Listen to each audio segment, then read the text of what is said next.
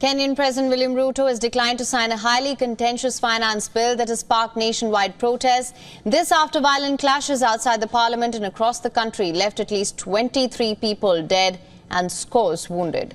The finance bill aims to raise an additional $2.7 billion in taxes. Ruto has now backed down from his hike plans, saying he would withdraw the finance bill.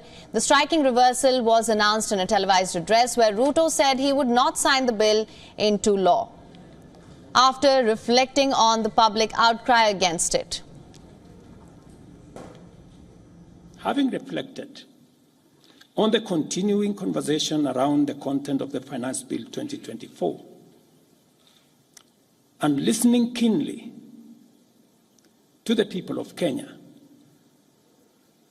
who have said loudly that they want nothing to do with this Finance Bill 2024, I concede, and therefore I will not sign the 2024 Finance Bill, and it shall subsequently be withdrawn.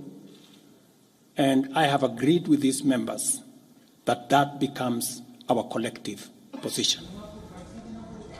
On Tuesday, hundreds and thousands of demonstrators tried storming in the Kenyan parliament as lawmakers debated the contentious finance bill. Part of the building was set ablaze. Here's a report for more on this. Scenes of chaos in Nairobi on Tuesday after protests against higher taxes turned deadly. Video showed some bodies lifeless in the street after police fired on demonstrators trying to storm the legislature. Mr. Speaker, sir, I'm here to address you. Footage obtained by Reuters showed some protesters inside Kenya's National Assembly chamber demanding the resignation of Kenya's President William Ruto. In a televised address to the nation, Ruto said the security of Kenyans remained his utmost priority and blamed the violence on, quote, dangerous criminals. Today, Kenya experienced an unprecedented attack on its democracy, rule of law, and the integrity of its constitutional institutions. An otherwise legitimate expression of the fundamental rights and freedoms of assembly, demonstration, picketing, and petitioning of public authorities by a section of law-abiding citizens of the Republic of Kenya was infiltrated and hijacked by a group of organized criminals. Earlier, protests overwhelmed security forces after Kenyan lawmakers approved legislation to raise taxes. Police opened fire after tear gas and water cannons failed to disperse the crowds. Sections of the parliament building were set ablaze. Local media said lawmakers were evacuated through an underground tunnel. Protests and clashes also took place in several other cities and towns across Kenya. In the coastal city of Mombasa, protesters voiced their opposition to the tax hikes. The taxes are so high.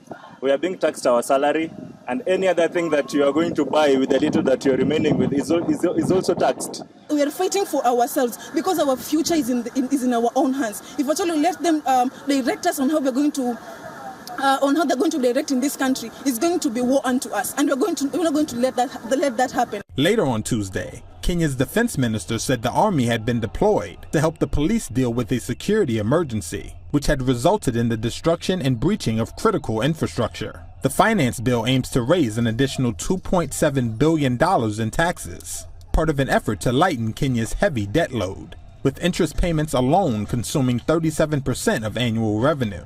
In Washington, the White House said the United States was closely monitoring the situation in Nairobi and urging calm. For latest news, download the WION app and subscribe to our YouTube channel.